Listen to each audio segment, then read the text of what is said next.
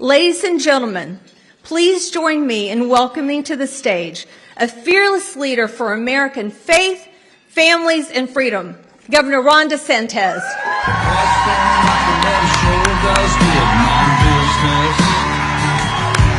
He stands up for what he believes. So don't come down here. Thank you. Good afternoon. It's great to be with you. I want to thank Penny Nance for all the great work that she does and this organization does. There's not a lot of great stuff happening in Washington, D.C. area, but Concerned Women for America is one of them. So God bless you for what you do. I can tell you in Florida, one of the reasons we've been successful is I keep a close eye on what's going on in Washington, D.C. If I'm ever in doubt about what to do, I look to see what D.C.'s doing, and I do the opposite, and that's worked out pretty well for us. I want to thank many of the people in this room.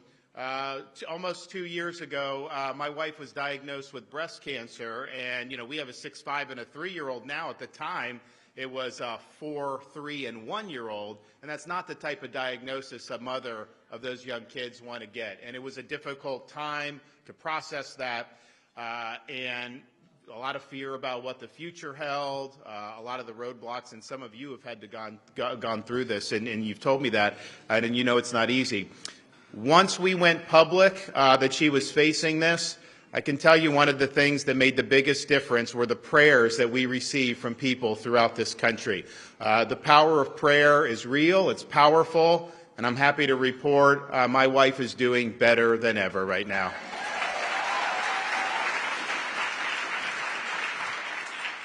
We are gathering today as our country suffers under a national malaise, the likes we have not seen since the 1970s under the administration of Jimmy Carter.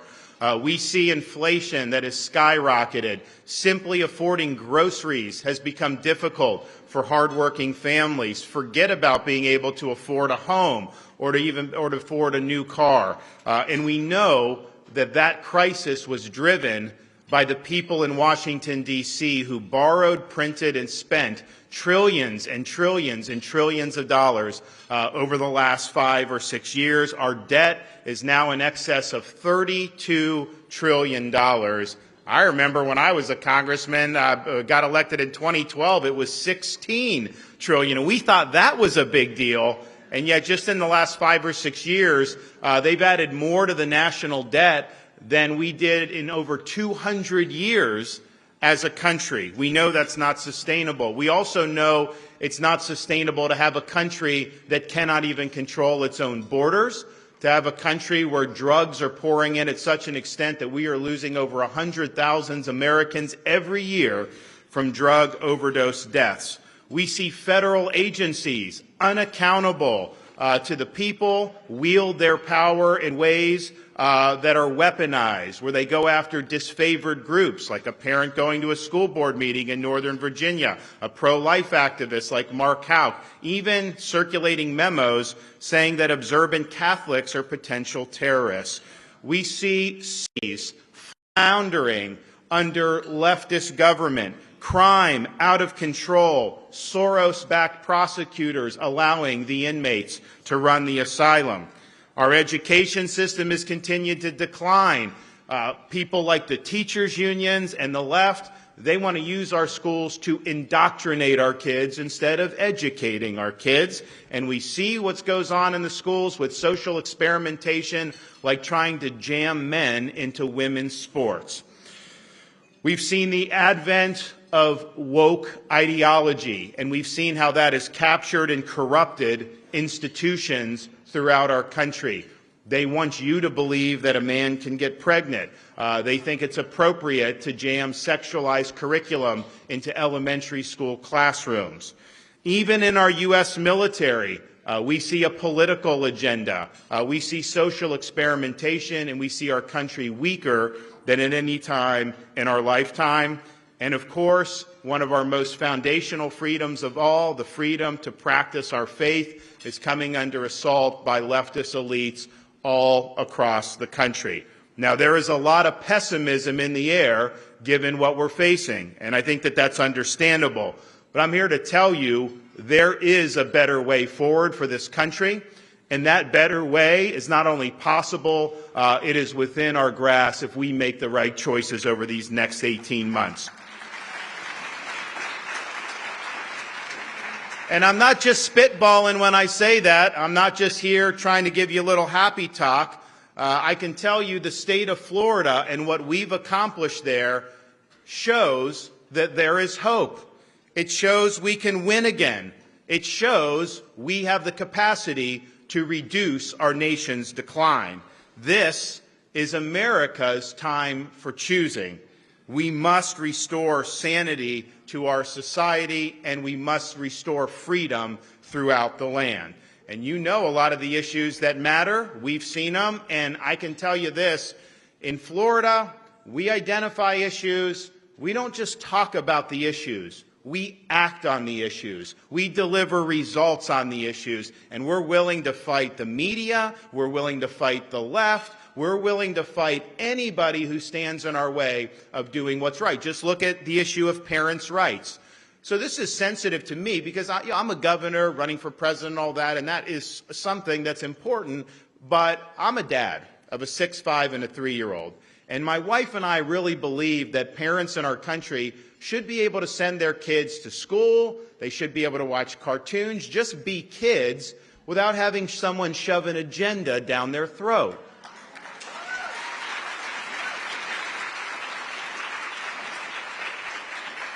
Our society used to understand the importance of parents' rights. In Florida, we have made sure that the rights of parents are reflected in the laws of the state of Florida. You, as a parent, have a fundamental right to direct the education and upbringing of your children. Schools are important.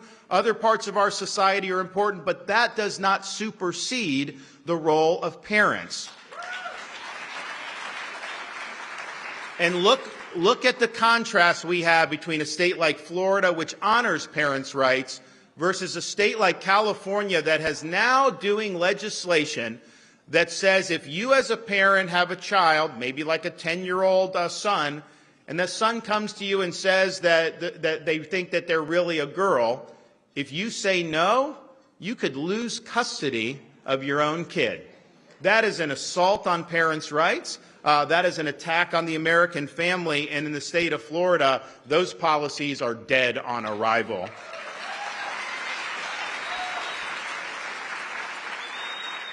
Now, part of parents' rights is, you should have the right to send your kid to the school of your choice, regardless of your income.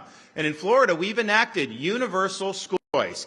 You want to send your child to a Christian school, you have every right to do that with scholarships that we have. And guess what's happened since we've done that? A state that I grew up in, which was not always rated high in education, we're now rated #1 in America by U.S. News and World Report on the issue of education. You also have a right as a parent to know what is being taught in your child's school. And in Florida, we've ensured parents have those tools. Why they are trying to jam some of this into these grades, particularly the younger grades, but they are doing it.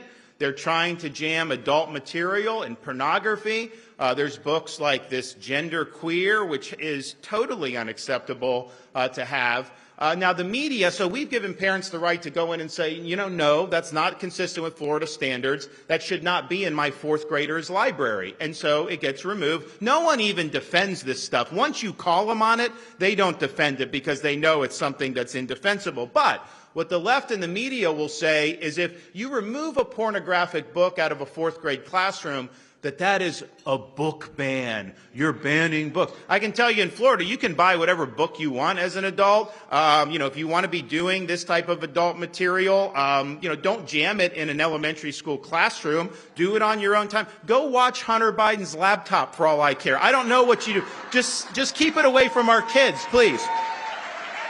So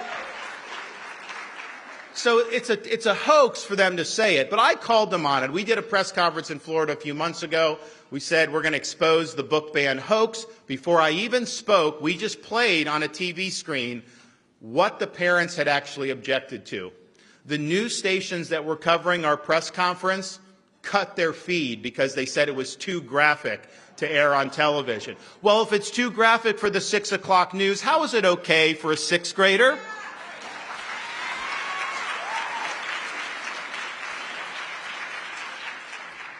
Also with parents' rights is that the purpose of schools is to educate kids, not to indoctrinate kids. We've eliminated critical race theory in our K through 12 schools. Some Republicans, they don't want to stand firm on this because the media calls you names, the left calls you names, and they do that to me. We got to stop allowing the left and the media to have a veto over us doing what's right. And we've stood up for what's right. We've also eliminated gender ideology from our K through 12 schools. It is wrong to tell a second grader that they were born in the wrong body or that their gender is a choice. It's unacceptable, and it's not first of all, it's false, and it's also unacceptable that they're trying to do that. And, you know, when we did that bill, the parents in Florida are actually very happy with that, regardless of party. The media didn't like it, the left didn't like it, and there happened to be a business in Central Florida that some of you may have heard of that also didn't like it, named Disney. And in Florida, if you know anything about it, I mean, they pretty much ruled the roost for many, many decades, and they got whatever they wanted. And people said, well, they're coming out for it. There's no way the governor is going to be able to get this through. He's not going to be able to sign it and all this stuff. He's going to have to just back down. Well, here I stand. I didn't go anywhere. We stood strong. We did what was right for the students and the parents of the state of Florida.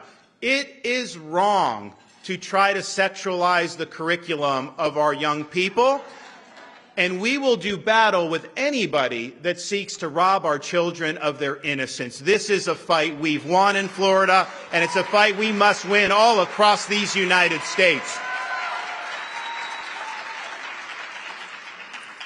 As the dad of a 6-year-old daughter and a 3-year-old daughter, I'm very sensitive, and I want to use my authority to make sure that they have opportunities when they grow up to make the most of their own life. And that includes playing sports competitions that are done with honor and integrity, and that give women a level playing field. And so we were one of the first states in the country to sign legislation protecting women's sports in the state. We've also enacted protections for women so that they can use bathrooms and locker rooms without having boys and men in their locker room. And we have been the first state in the country to prohibit teachers in school from forcing students to choose pronouns. We're not doing the pronoun Olympics in the state of Florida. Not going down that road. And why is some of this even necessary? Because if we were here 10, 15 years ago, as crazy as things have been sometimes, no one would honestly be saying that this is important. I think it's all rooted in the left's ideology. I think it's rooted in the woke agenda. This is a mind virus that is taking over institutions. And some people say that we should leave woke alone, don't worry about it. You know, they say, who cares? They don't know what it is, all this stuff. Well, let me tell you, there is value in standing up for what is true. And what woke agenda is it represents a war on the truth itself. Don't tell me a man can become a woman because it's not true. Don't tell me a man can get pregnant because it's not true. And we're not going to root our society in things that are false. The truth will set you free. But I can tell you this, the application of woke ideology to policy, it has major impacts on people's lives. When you have things like the ESG movement overtake aspects of our economy, that means the average family will end up poorer in this country as a result of that. That means businesses and these massive corporations and asset managers will be wielding their economic power to advance leftism on our society. Not in Florida. We kneecapped ESG in Florida. No ESG in our pension. We took out $2 billion from BlackRock from our pension because we're not going to let them use your money to advance their agenda. When woke overtakes education, we get a dumbing down of standards and outcomes, and we get indoctrination in the schools, and that has a devastating impact on our society. When woke overtakes criminal justice, you get woke prosecutors who get elected largely funded by campaign donations from people like George Soros, and they get into office and they say they're only going to enforce the laws they agree with. So they don't think that you should prosecute someone for mugging someone on the streets of Los Angeles. So what ends up happening, the inmates run the asylum, and the communities end up less safe as a result. Not in Florida. Our crime rate's at a 50-year low because we've had two of those prosecutors that were not willing to enforce the law and live up to their oath of office, one in Tampa, one in Orlando. I removed both of them from their posts. They are gone.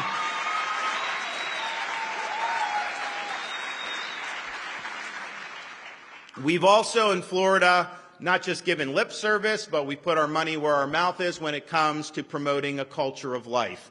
We signed the Heartbeat Protection Act in the state of Florida, the strongest protections for right to life in the modern history of the state of Florida. We've also stood up very strongly for religious liberty in the state of Florida. And here's the thing. We'll see some of these cases, like Coach Kennedy from Washington State.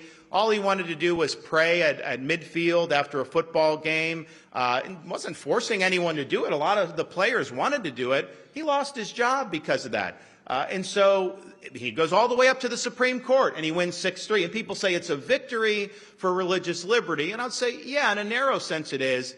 But I say to you, the fact that that case is even being litigated shows we do not have religious liberty in this country. What the left wants is they say you have the right to go to your church for that 1 hour every Sunday, and you can believe what you want to believe. But the minute you get outside that church, they think you need to bow down and bend the knee to their agenda. That's not religious freedom. That is not what our founding fathers fought for and established, and this was something that was very important to them. George Washington, soon after he became president, he got a letter from a rabbi at the Hebrew congregation in Newport who thanked him the fact that in America, this Jewish congregation could practice their faith freely. And Washington wrote back and he said, it's great to be in a country where your right to practice is not simply by elites who ultimately have control over the scope of your freedom, but is something that is yours as a matter of God-given right. And we need to get back to religious freedom being something as a matter of God-given right. Because you look at the victory with 303 Creative, the compelled speech, where they were forcing a Christian to say something that they didn't want to say. They won 6-3. Those three liberal justices would have forced them to bend the knee. And here's the problem with that. If it was a conservative law forcing a liberal business owner to profess something they disagreed with, all three of those liberal justices would have voted the other way. And we know that. So what does that mean? It means the left views leftist ideology as effectively the national religion. They will tolerate our faith as long as it doesn't impact their agenda. The minute there's a conflict, they expect believers to bend the knee. I can tell you in Florida that is not acceptable. When I become president in the United States, that is not going to become acceptable.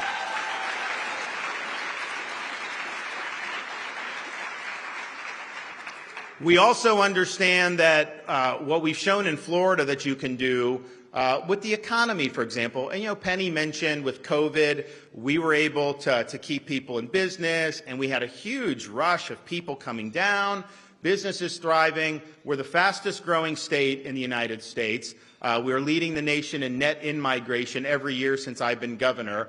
We've run big budget surpluses every year. Since I became governor in 2019, we've actually eliminated almost 25% of our state's total outstanding debt that had accumulated throughout the history of the state. We're ranked #1 in education by U.S. News and World Report. Our crime rate is at a 50-year low, and we have the fastest GDP growth amongst our large states. And so why are we able to do that, and yet New York and Illinois and California aren't able to do that? Because we are leading and we are doing policies that are supporting the freedom of the people that we represent. they are doing in the states what Biden's trying to do up here. Of course it's not going to work. And so we showed you can work, you can do have the strong economy. So we must reverse Bidenomics on day one. And I'm going to take all those rules and regulations and throw them right in the trash can where they belong. I'm not going to let the Congress spend this country into oblivion any longer. And let's just be clear, we didn't get $32 trillion in debt just because of one party. It's been Republicans and Democrats in D.C. who have bankrupted this country. And we need a new sheriff in town, and we will do that. And we will also help to reduce inflation by expanding our domestic energy production. We will be energy dominant again in this country, and that will be good not just for people's pocketbooks, not just for business, not just for jobs. It's going to be good for our nation's national security. Biden has weakened us with his Green New Deal. We're taking that and we're chucking that in the trash can on day one as well. And finally, and I know there's a bunch of other stuff, but our time is limited, I'm somebody that hates listening to the rhetoric when it's not followed by results. There are things that, I could have promised as governor, I could be promising now on the campaign trail that I know aren't going to happen. And so I don't do anything that I'm not going to follow through on. So if I tell you I'm going to do something, you can kind of write that down, and when he gets in there, he's going to do it. And I'm sick of being, for years and years and years, having Republicans complain about our southern border. I'm going to be the president that finally ends the border problem in America. And you do that by declaring it a national emergency on day one. We're going to marshal all available resources, including our U.S. military, to be on the border, to stop the invasion coming in. Yes, we will build a border wall because I think that that's something that's good and important and needs to be done. But even more important than that, as Commander-in-Chief, I'm going to be willing to lean in against the Mexican drug cartels. They are killing tens of thousands of our citizens every year by bringing fentanyl into this country. I've met with now dozens of angel moms. These are mothers who have lost a child because of fentanyl overdose. And I can tell you, there's people that have problems with addiction, and sometimes that spirals out of control and it's a tragic outcome. But what we're seeing with fentanyl is you're having young people who think they're taking like a Xanax to help them get through finals. It turns out it's laced with fentanyl.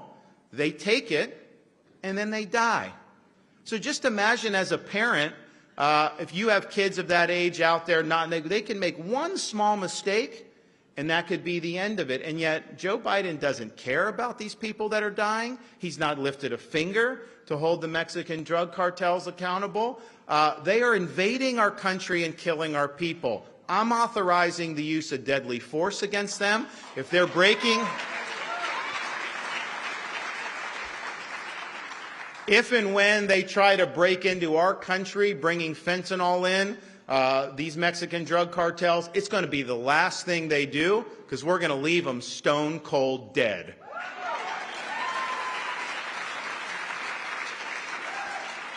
So I want to thank you all for all your hard work, your dedication to the cause and our country. This is our generation's time for choosing, the way there was a time for choosing during Ronald Reagan's rise to the White House. We are in the midst of a national malaise. We have declining prospects for the future of our country. We cannot and we must not accept this decline as inevitable. We have to refuse to raise the white flag of surrender. We must reverse this nation's decline. We must deliver to our people a new birth of freedom. I'm somebody who believes in the American dream because I've exemplified it. My parents were working class. My grandfather worked in a steel mill in western Pennsylvania outside of Pittsburgh.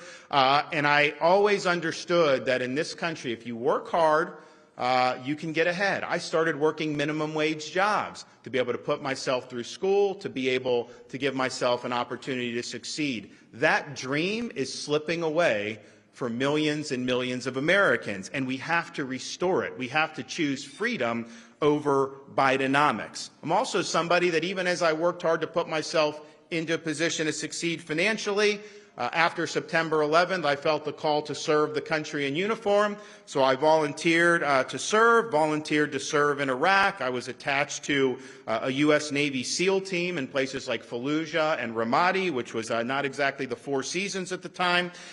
So I understand the importance of putting service above self. As the executive,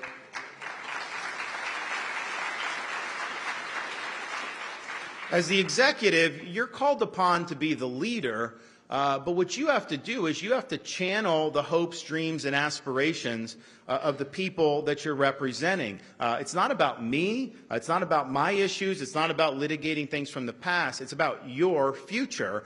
And you've got to be willing to expend political capital to stand up for the people that you represent. You know, Penny mentioned the COVID stuff. I was taking positions, at the time back in 2020 that was universally criticized by every health bureaucrat in America, everybody on the left, everybody on the media, and quite frankly, even many Republicans were doing it. And I had a lot of friends and supporters who sincerely wanted what's best for me, saying, man, you've got to do something different. You are getting filleted. You're getting hammered. I know you think you're right and all this stuff, but just start issuing some mandate. Just do something to show and get them off your back.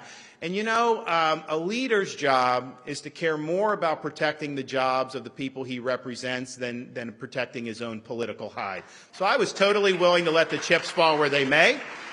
I didn't know how it would work, but we knew that we could do that. And so that's what you have to do as a leader. Doing what's right in this country, if we're standing for our beliefs and we're fighting for those, that is not going to be cost-free. They're going to come after you. They're going to smear you. They're going to lie about you. They're going to do everything they can to stop you, but we always have to choose strength over surrender, and that's exactly what I will do. And then, as a dad of three, I'm very sensitive to what's going to happen to our next generation. Yes, I believe in the rights of parents deeply because I'm living it, and my wife and I understand how important it is, and we understand how important it is that we finally fix education in this country so that these schools are not indoctrinating, but they are actually teaching our kids how to learn. So the time for excuses for our country is over. We are not getting a mulligan on 2024. I do not want to repeat like we have in the last few elections where there's all these recriminations, all these excuses about why you didn't do or this do. I want to do like Florida, where we win the biggest landslide in the history of the state. That's what I want to do. So we have no choice but to get the job done. We've got to get the job done for our future, our kids, our grandkids. We also owe it to the people that have sacrificed in prior generations, people that have worn the uniform, risked their lives, and indeed given the last full measure of devotion. We don't do justice to their sacrifices if we allow this country to decline. It can be done. I showed in Florida it can be done, and the fact that we have stood up, gotten done what we said we were going to do, stood for the right principles, fought the left, beat the media, beat the Democrats, shows that you can trust me to do the right thing in the future. If I tell you I'm going to do it, you know I'm going to do it. And I can promise you this, it's not going to be an easy road to get our country out of the malaise that it is, but it can be done. And as your president, I promise you this, I will not let you down. God bless you all. Thank you so much. Thank you. Thank you, Governor Thank you very much. DeSantis. God bless you all. Thank you. Thank you.